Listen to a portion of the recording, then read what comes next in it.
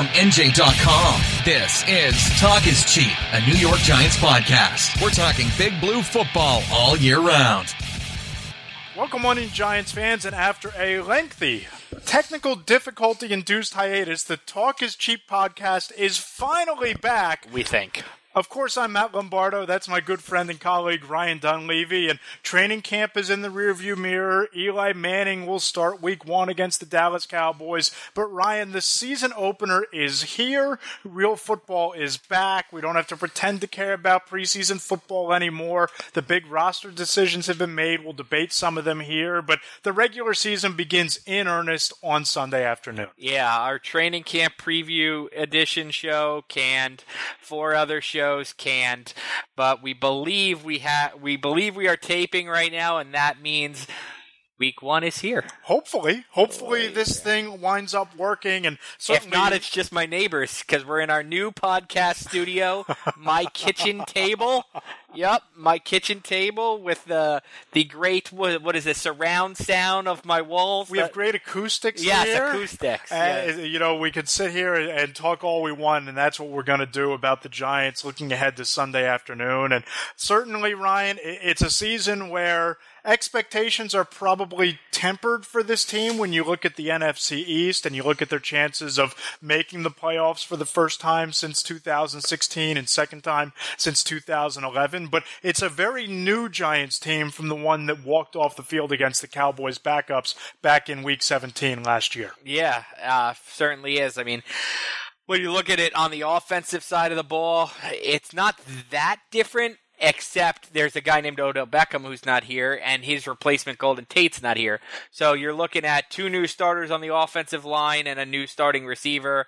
But the Giants' offense should still be pretty good, Matt. And we don't even know how good, because what's crazy is Eli Manning at 38 years old played more of the preseason than his 3 young top weapons. Saquon Barkley, 0 snaps. Evan Ingram, I think, had 8 snaps in 1 game. And Sterling Shepard had 0 snaps. So we haven't seen all those guys together with Golden Tate in Week 5. I think the Giants' offense can be pretty good if the offensive line can hold up. And Eli Manning said something interesting today, Matt. Let's start there, and then you can tell everybody where you can find us.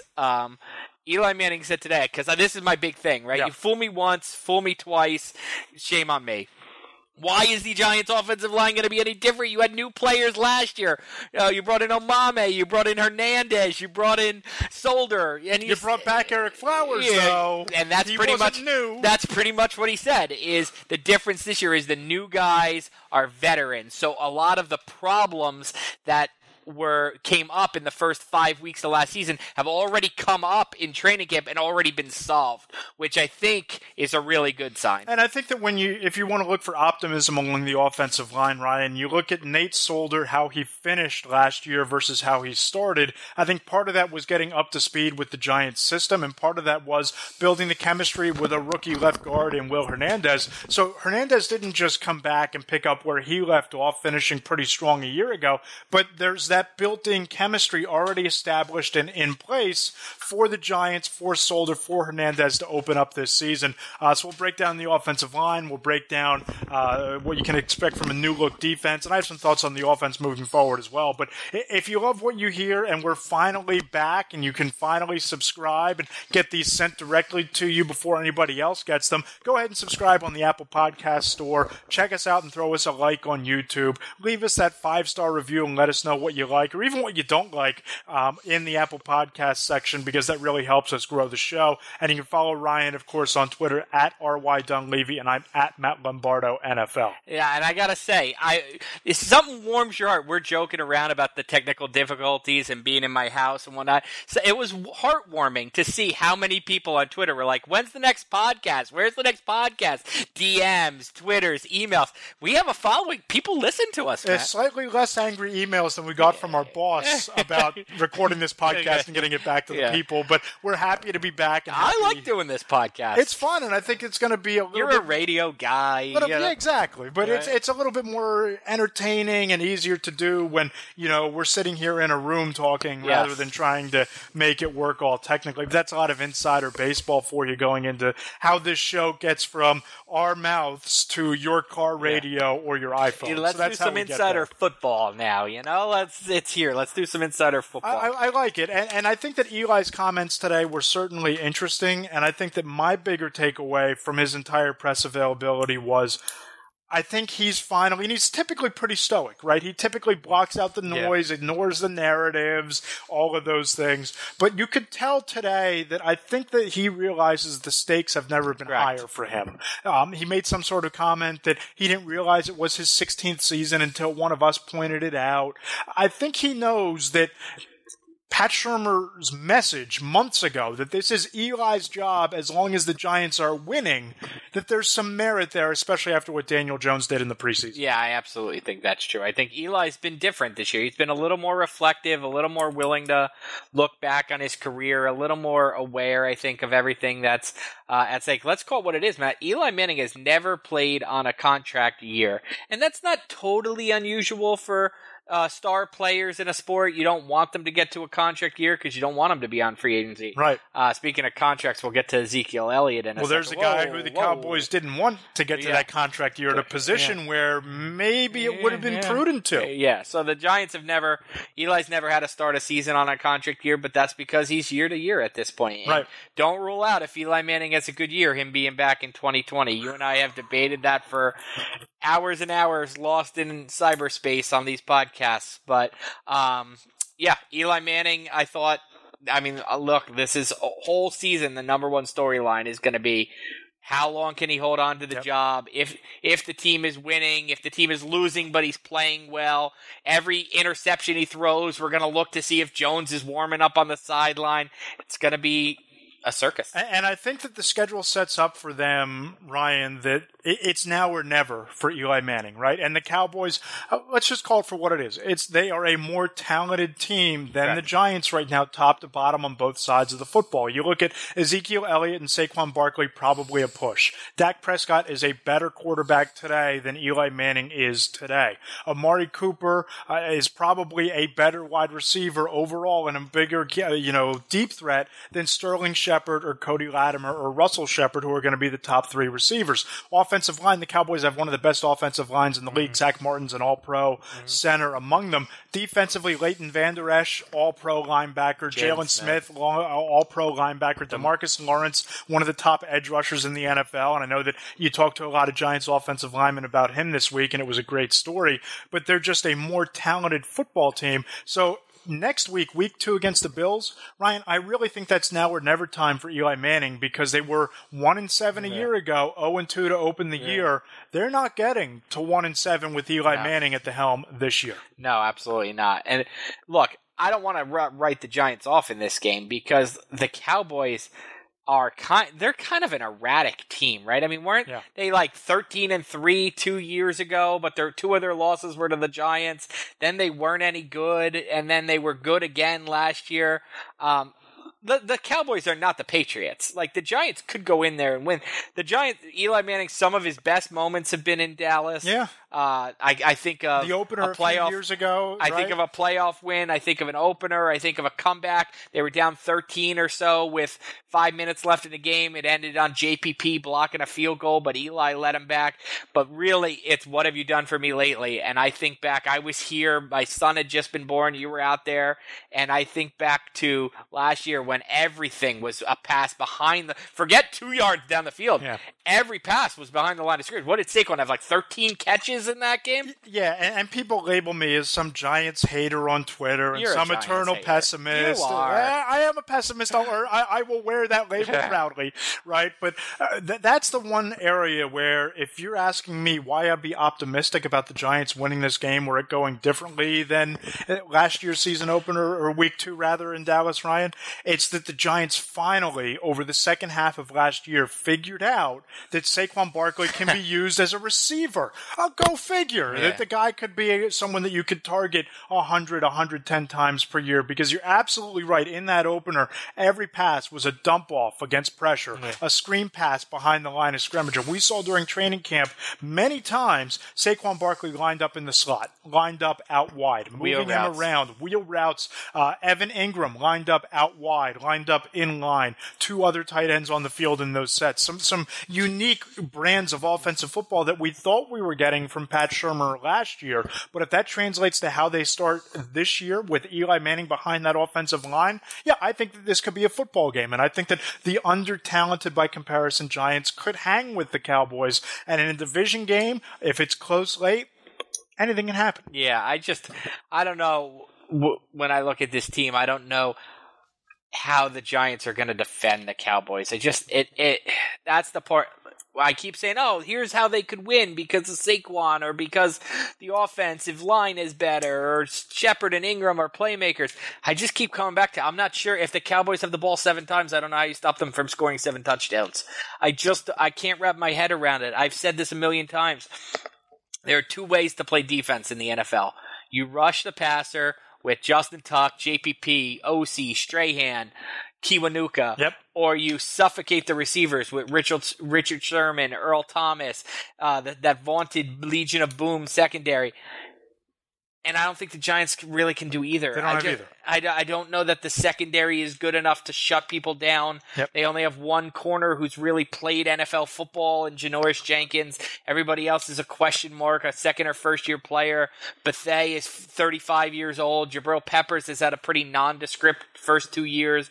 And then if you're going to have a questionable secondary, you better be able to rush the passer. And the Giants only have one guy in their front 7 who's ever had more than 5.5 sacks in a season. And that was 2 years ago when Marcus Golden did it in Arizona, and you're relying on you're relying on a 342-pound converted nose tackle to generate pressure, if not up the middle from that spot, from a 5 technique. And listen, watching Dexter Lawrence, I've covered Fletcher Cox, who I think is in a complete different league. Yeah. Aaron Donald's in a complete different league. There are only so many guys that can play at that weight and that size and generate pressure off the edge. I don't know that Dexter Lawrence can do it, but I think he's a supremely gifted athlete. I don't know that I've seen a guy 342 pounds move the way that Dexter Lawrence moves, but to do that against an offensive tackle, that's going to be something else, especially one of the better ones in the league that he's going to match up against this Sunday. Or you're counting on 2 third-round picks, Ximenez and Carter. Right. How often is a third-round pick a home run? How often does that? It's not unheard of. No. But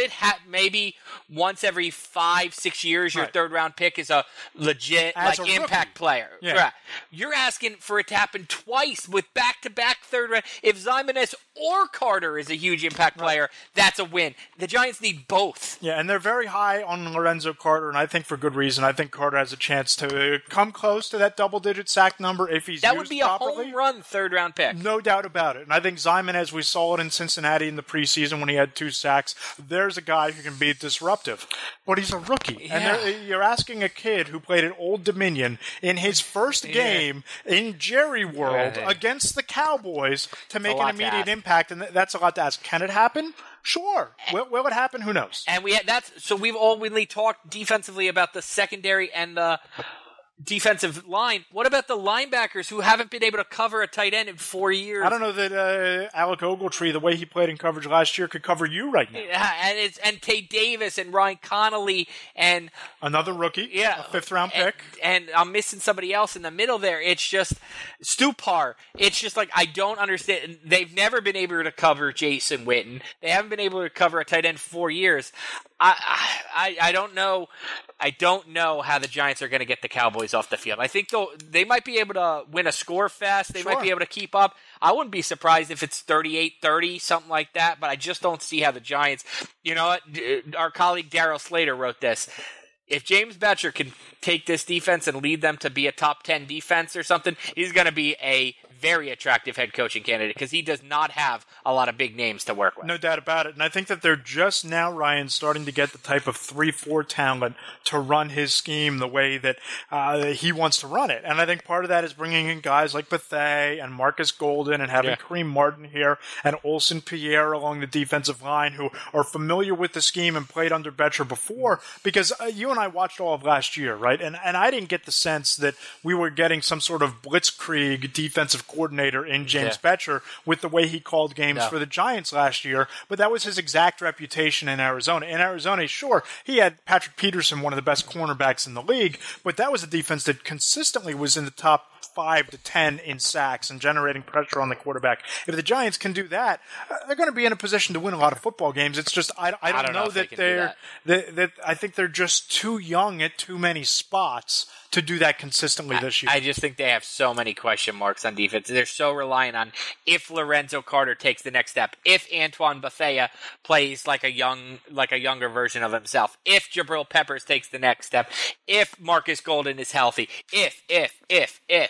It's just that, whereas I think the offense has some answers, I think the defense has a lot of questions. Yeah, and let's key in on the offense a little bit here, because we've talked all offseason. These guys didn't get to hear it because it vanished. But we've written all offseason and tweeted about the quarterback position, and there's a lot to be said there and a lot still to be written as the season goes along. But I think if you want to look at other areas of the offense, Ryan, it's going to be fascinating to me this year when you remove an Odell Beckham Jr. type of deep threat. You have Golden Tate, who's terrific in terms of yards after the catch and making people miss in the open field. And field. that's one of Shepard's strengths, too. True, correct. But you're not getting that until week 5 with Golden Tate, and we haven't seen Sterling Shepard this year. You brought up the offensive line at the jump, and I think that's a good place to start, is that, we talked to Kurt Warner at the very start of training camp, and Kurt talked for, God bless him, 35, 40 minutes, answered all of our questions, very thorough, very well thought out. The thing that he said that stuck with me up till now is that when you watch the arc of Eli Manning's career, and you look at the 2 years they went to the Super Bowl, and you look at the years that he limited the turnovers and threw a bunch of touchdown passes, it was when everything went right. It was when there wasn't a lot of pressure, when the Giants had a dominant offensive line in front of them, when they had Tiki Barber, and he didn't need Tiki to wasn't elevate. on the Super Bowl teams, but No, but some of the better Eli Manning years was when he didn't need to elevate everyone else, and when everything was perfect around him. They had Nix and Manningham and Plaxico and Victor Cruz. Yep. And he had a ton of weapons and a ton of time. And I think that you look at this offense right now, even without Beckham and that field-stretching ability, with Barkley and Ingram and Shepard and eventually Tate, if the offensive line can be a top 10 to top 12 offensive line in the league, the Giants are going to surprise some people, and Eli Manning's going to hold on to this job longer than maybe I think and you think and some other people might believe. Let's touch on some stuff. What do you make of this narrative, the Giants continuing the second half momentum? Do you buy that? Was there second half momentum, and can it carry over if you buy it? Where's the Jim Cramer Mad Money sell button? Because I am selling that quote-unquote narrative. Because listen, let's look back to last year. And was Jim Cramer George Clooney's character? Mad Money? That's his show on CNBC. Yeah. Okay. Anyway, I'm selling that thought process because, yes, the offensive line played better, but two of the guys who played along that offensive line, Jerome Brown and Chad Wheeler, aren't starting on this offensive line, and probably for good reason, right? Who'd they beat over the second half? Washington, who played Josh Johnson and Mark Sanchez. They beat the Cincinnati Bears playing Chase Daniel. They beat the Tampa Bay Buccaneers playing Fitzmagic. They beat, my crazy uncle is the starting quarterback with the 49ers with Nick Mullins. You get the pattern I'm putting out here. It was 4 backup quarterbacks. Oh, and they got shut out in the rain against the Tennessee Titans. So at home in a game they needed to win to keep their playoff. Correct. And if they win that game, let's be real about this, they're very much in the wild card spot because nobody ran away with that wild card berth at the end of last year. So I am selling the second half success narrative. I just don't even understand it. Like, I can't sell it because I don't understand it. They lost their last 3 games, right? That happened, right? They ended on a 3-game losing streak. Correct. They lost to Dallas, they lost to the Colts, and they lost to Tennessee. Titans. Okay. And then at the end of the games, when they could have won those 2 games against the Colts and the Titans, or Colts and the Cowboys, they had the ball around midfield with, Eli Manning down 1 point in both games. And they turned it over on downs once, and they threw an interception once. I don't even really understand the concept. Because they were so bad in the beginning of the year. But even if you take a 4-4 second half of the season and extrapolate that over the course of a full season, it's 8-8. The Giants are Super Bowl. They're 4-time Super Bowl champions.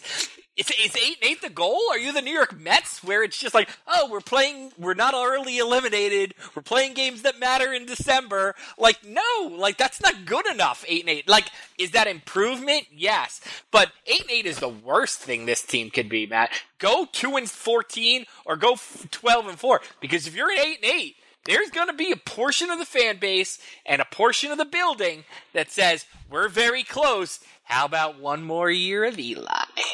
The only way that this team gets to 8-8, in my opinion, Ryan, is if Daniel Jones starts more than 10 games. Because, and I've said this, I've probably tweeted it.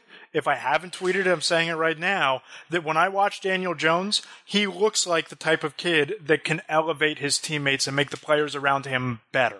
I don't see that out of Manning at this stage. So let me ask you this. The fallback cliche that every coach gives whenever you have a quarterback controversy is we're going to play the guy who gives us the best chance to win. Week 1 to Sunday, who gives the Giants the best chance to win, Manning or Jones? Based on what I saw, someone who led the entire, and again, it's preseason, take it with a grain of salt, okay, we said that, we got it out of the way. He led the NFL in passer rating. The Giants had the number 1 total offense in the preseason. Daniel Jones was a big part of that. The throws that he made. Ryan, when was the last time we saw Daniel Jones put the ball into that tight a window as his first touchdown to Alonzo Russell? Or the pass to Golden Tate against the Patriots? I haven't seen Manning make those throws in the last year when I was on the beat. 2 years, right. Yeah, here's what I would say. Thankfully, this is why we get to do this for a living, because you can't just look at the box score. I wouldn't look at the box score and say Daniel Jones was impressive, because he played against almost entirely second-team defensive players, right? The Bears played no one. The Jets starters were out by the time he went in. He played a couple series against the Bengals starting defense. Yeah. So I don't get worked up by it because most of the defensive players he was playing against are either cut already or backups. Well, I'll say this before you go on. What impressed me wasn't the numbers. It was the ball placement and how accurate into the tight windows that he made those throws. You have to watch the game to understand that some of the throws. My favorite throw he made all preseason was a catch and run by Britton Golden. You mentioned the ball placement on tight throws. There was one to Britton Golden wide open, but he threw it in a position to catch and lead Britton Golden. He wasn't behind him where he had to stop his route. It wasn't low where he had to dive for it and make the catch, but the play is over because he's tagged down. It was catch, run, boom, and he turned a 10-yard catch into a 17-yard catch or whatever. That's what I liked about Daniel Jones. To just look at the box score is the same as the guy who's telling us on Twitter this morning that the Giants played the Cowboys close last season and because they lost 20-13. The game was 20-3 with like 5 minutes left, and then they went and prevent defense. The Giants scored a touchdown, recovered an onside kick, and kicked a field goal. That's not a close football game. Right. There were 10 of those last season. Redskins, the Giants scored a touchdown with 6 seconds. Welcome to life in the NFL. Every game that's not a blowout is a one-score game. The final score is not indicative of the game, just like Jones's stats, as great as they weren't what impressed me. It was actually watching it. And the thing Jones said that impressed me most in the preseason was he would make a mistake and then he wouldn't make it again. And that, to me, like, you expect the mistakes. That's what people are saying about Sam Darnold when you ask them around the NFL. He made mistakes, but then he didn't make them again. And that's why Sam Darnold went 4-12, and people are talking about him like he went 12-4, because when you watch it with some savvy, you understand. It's watching with your eyes rather than reading the box score. And I agree with you. And that's where, look, if Manning wins this game on Sunday, or if the Giants lose by 6 points and he throws 3 touchdown passes, and looks rejuvenated behind this rejuvenated and rebuilt offensive line, then this is a non-issue for a couple of weeks. Yep.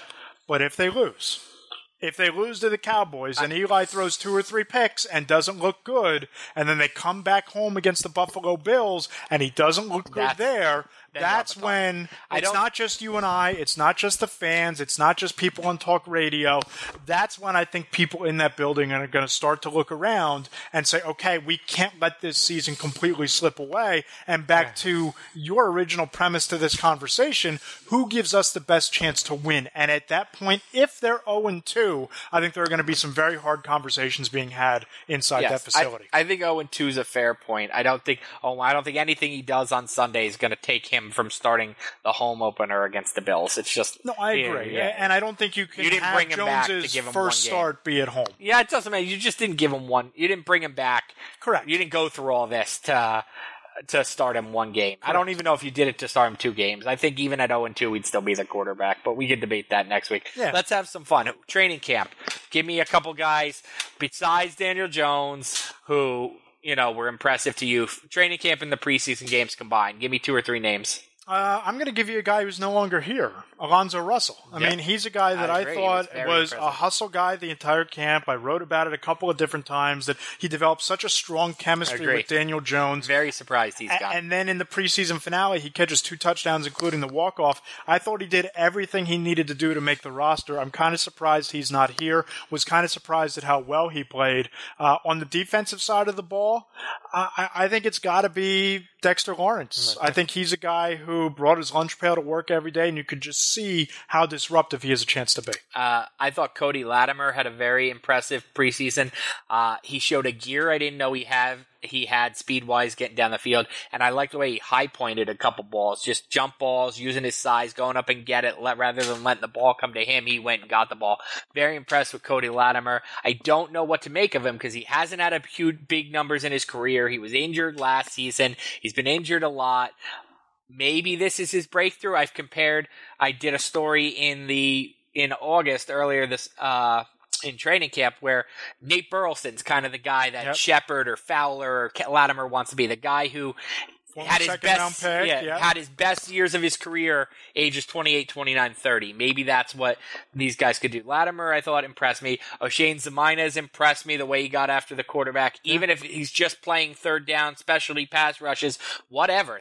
That's a role. That's a big role that you can have. I thought he impressed me. Grant Haley impressed me. I was just going to bring that up. I thought Grant was in a position battle when training camp developed. Started. And I don't think he missed one other than when he was injured. I don't think he missed a first-team nickel spot. Julian Love never took a rep from Grant Haley. So, and I think that Love, they found out very quickly during rookie minicamp that he's better fit for safety. And I think that that's where his natural position is going to be the eventual replacement for Antoine Bethea. And I'm going to name another rookie, Cory Valentine. Yeah. Oh, my goodness. Cory Valentine. All we did was make plays.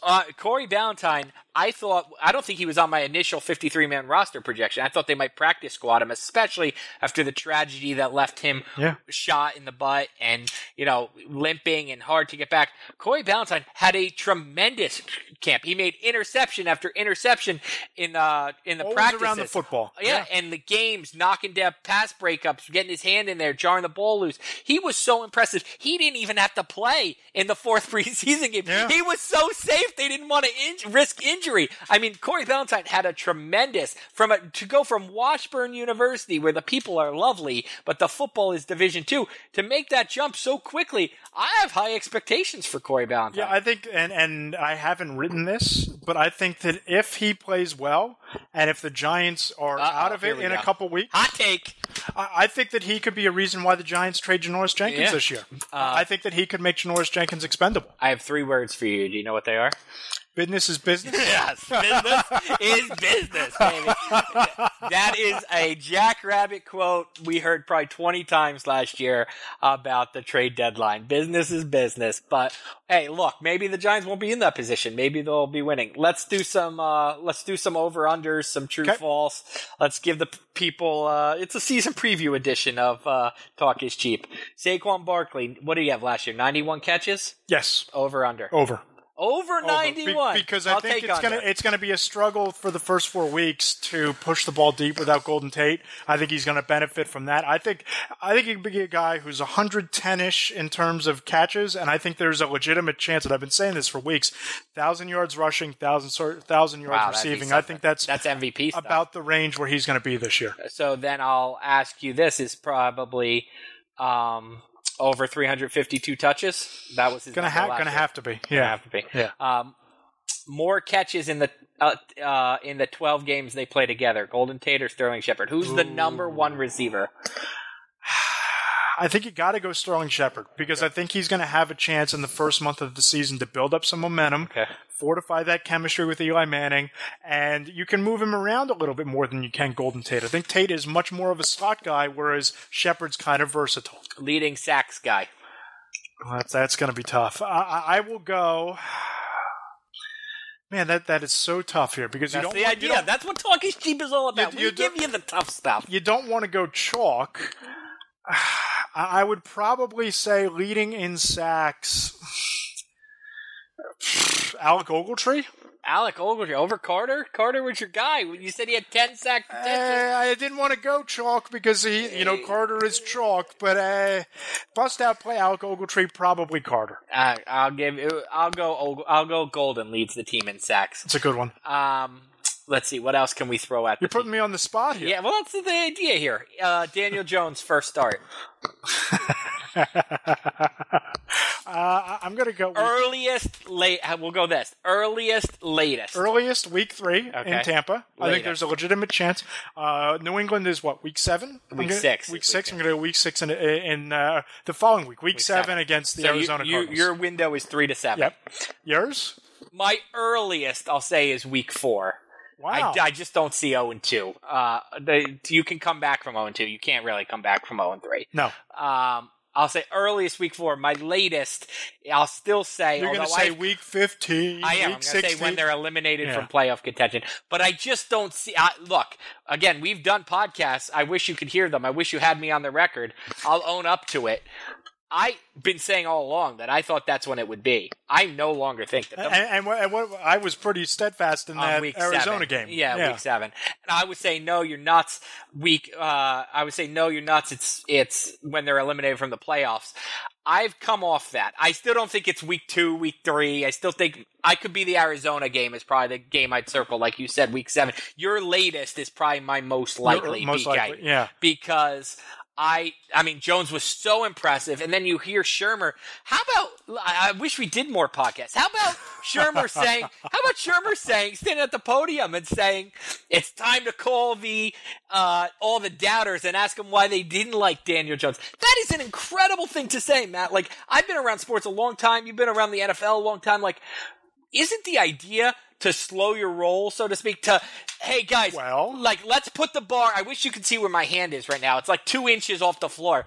Like, let's put the bar here so that Daniel Jones, even if he's adequate. What does that tell you, Ryan? Even if he's adequate, he jumps over the bar. They put the bar so high that Daniel Jones could come in and play well, and it'd still be like, it's not that impressive. Well, what does that tell you? And I wrote about this the day after those comments, that I really believe, and regardless of what anybody has told me or accused me of since this, I really believe that if he had the opportunity in any other organization, with any other ownership group, with any other franchise, that if the choices were Eli Manning or a similar veteran quarterback or Daniel Jones, that Pat Shurmur's itching to get Daniel Jones on the field. I don't understand, and this is to your point, I don't understand any other reason to say the things that he's said about Daniel Jones at the podium or off the record that he's said over the course of this summer. It's funny that one of the things you said there in passing was any other similar veteran quarterback. I don't know that there is.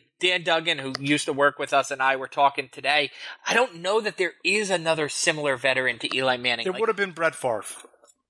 Would it have? Like, Brett Favre was a record setter. Brett Favre put up huge numbers. True. But at the end of his career, I mean, his last year in Green Bay, they went to the NFC Championship game. He took the Vikings to an NFC Championship. Yeah. I just don't know if there's another guy. Eli Manning's been here for 15 years. He's only won a playoff game in 2 of those 15 years. He just happened to win 4. His 4 best games of his life were 2 NFC Championship games and 2 Super Bowls. He's the ultimate money player. I just don't know.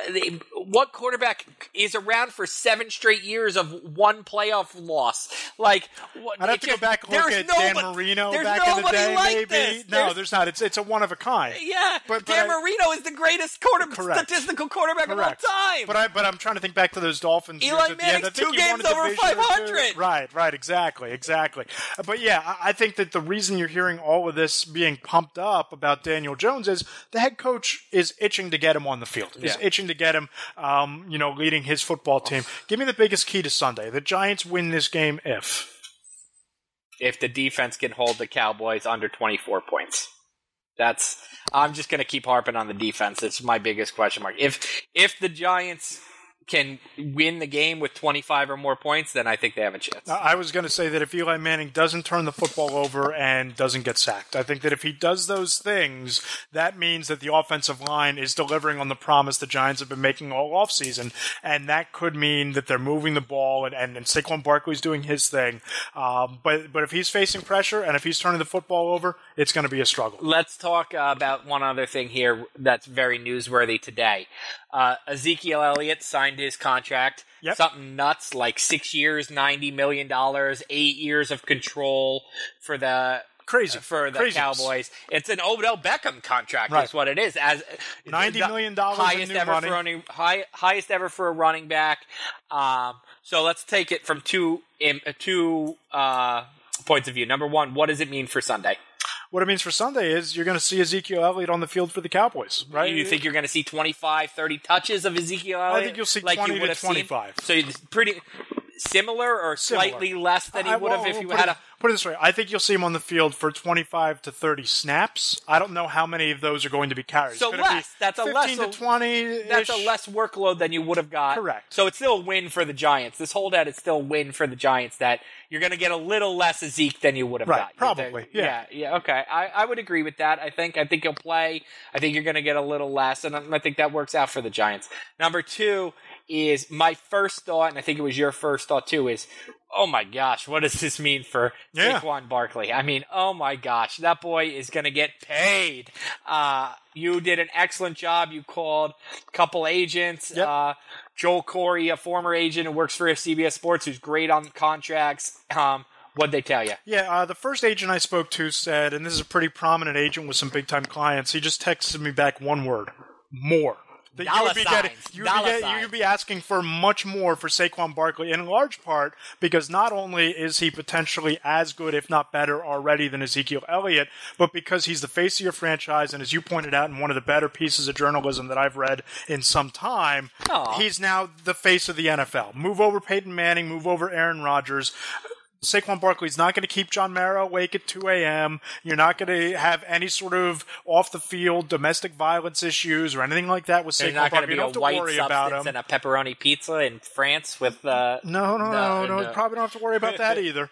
And that's why this agent would ask for more. Second agent I spoke to was much more specific. He said that it would start at 5 years, $100 million, which is more new money than Zeke got. Zeke got $90 million in new money. That's quarterback money. Upwards of $70 million guaranteed, which is 20 more than what the Cowboys gave Zeke. So I took that and I went to Joel Corey and I said, is this guy nuts? Like, is he shooting for the moon? What can you expect? And Corey said, that's probably about right. You're looking at Odell Beckham Jr. money. He said there's two things in play that help Saquon. Number one, you don't have a high-priced quarterback contract that the Giants are saddled with or dealing with. Well, let's explain this to people first. Why?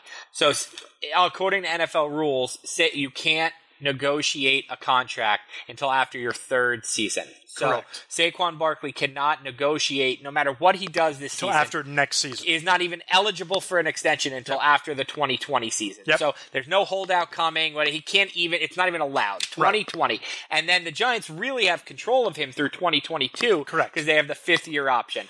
But assuming everything, he's as good as he is, blah, blah, you'll be looking healthy. At 2021 is when we'll be talking about these negotiations. Correct. And Corey actually said that he would suggest that Saquon Barkley and his representatives wait until 2022 because that's when there's no more threat of a lockout. There's a new CBA. There's going to be new TV money. And he even called it, quote-unquote, media rights money. So you're talking Apple TV, Netflix, Amazon, somebody jumping in for a bigger piece of the broadcasting pie. Which is going to bump up the salary cap. Correct. The cap goes up.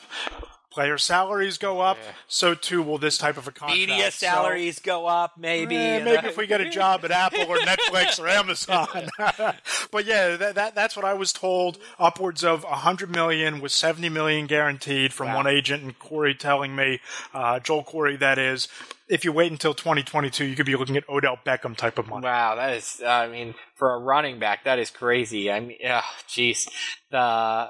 But that's why you draft. That's it, right? That's why we've been banging the drum for the Giants to draft Eli Manning's successor, not sign Teddy Bridgewater or all the guys that have been floated over the years, Derek Carr, because that allows you salary cap flexibility, and Correct. they're going to need it with Saquon Barkley. They already took care of Sterling Shepard. Yep. 4 years, $41 million. That was smart to do because this is coming down the road. Yep, Saquon Barkley, you're going to have to take care of him, and if you want to be proactive about it, get him for a lot of money, but probably a more team-friendly deal. You do it in a year. If you're Saquon's people, you might say, you know what, no thanks, we're going to wait. We're going to wait for that new money. I just want to talk for a sec about Saquon. I appreciate the pat on the back you gave me. If you haven't It was a great story. If you haven't read it, please do. I wrote a big story on Saquon Barkley, a long story that took about 8 months to report. Just kind of on, and let me tell you how this came about. I was at the Super Bowl with you, and we're on Super Bowl Media Radio Row. And one day he's there for Pepsi, and the next day he's there for Old Spice, and the next day he's there for Campbell's Soup. And I think I turned to you and I said, is he selling chicken-flavored deodorant? Like, what is he doing? And then I talked to the cops because I saw him ushered away with a security detail. I said, does everybody on Radio Row get that? They said, no, he's the first one. He was the biggest celebrity in a world of entertainment celebrities. It's crazy. So I said, okay. Then I'm sitting on my couch like a week later, and my wife says to me, this commercial's hilarious. It's Saquon Barkley, and his quads are inflating as he drinks a Dunkin' Donuts drink. And I said, oh my God, this guy, it's right in front of my face. He's not just a football player. He's an act. How long till we see him in a movie like LeBron James was in that one with Amy Schumer or whatever? How long until he shows up with a cameo on Ballers or one of these shows? Yes, exactly. He is a pop culture phenom about to be. Kobe, LeBron, Saquon. That's kind of where we're at. Yeah. So I just did 9 months of research into this, talked to Saquon's people, Giants people, marketing people, experts, and just the story got just like Saquon's quads just got bigger and bigger and bigger, and I really enjoyed reporting it. I think there's a lot of funny anecdotes in there. You mentioned one about how he wore a Pepsi blue colored suit. He found the Cryon code for Pepsi Blue and had a suit made to wear to accept the Pepsi Rookie of the Year. That's dedication to the brand, and that's dedication to your own image. And it's a smart business mind at work. I mean, he's 22 years old. Don't forget that. The way he talks about saving money and it just. I remember a conversation I had with him right around when he got drafted, and he told me that he was flying back from, I don't know if it was the Rose Bowl or one of these road games at Penn State, and he sat on the flight next to James Franklin, and Franklin told him, look, you have to leave school after next year, your junior year. You have to go because, you are a brand in the making. And, come back and get your degree. That's a promise I want you to make, which he said he's going to do and follow through on. And talked about the advice that Franklin gave him to live off of your endorsements and save your NFL paycheck, your Giants paycheck. So if you can do that in the same way that Rob Gronkowski did that for his career with the Patriots, you're in pretty good shape for the rest of your life. No, it'd certainly be, especially if he gets $100 million contract. Exactly. And $70 million guaranteed. Yeah, all right. So predictions. Give me a prediction this week. For this week, I forget the score that I gave you in our picks piece. Bottom line, I don't think it's going to be all that close. I think the Cowboys are the more talented football team. I think Dallas wins this thing something in the area of 38-26. Yeah, I took 38-21 was my prediction for the paper. Defense. They're going to have to prove to me that they can play some defense. Yep, and hang with us. We're going to prove to you that we can do these podcasts more often. Maybe, if this one even worked. If this one didn't work, I'm driving home and never coming back to wherever we are. All right? But in the meantime, be sure to follow Ryan on Twitter at @RYDonLevy. I'm at Matt Lombardo NFL. Subscribe to the Talk is Cheap podcast on Apple Podcasts. Find us on YouTube, SoundCloud, Spreaker, Stitcher, and all your favorite podcast platforms, and follow the show there at Talk is Cheap NYG on Twitter. Ryan, I'll see you in Dallas. Yes, I will be there. I hear there's good barbecue.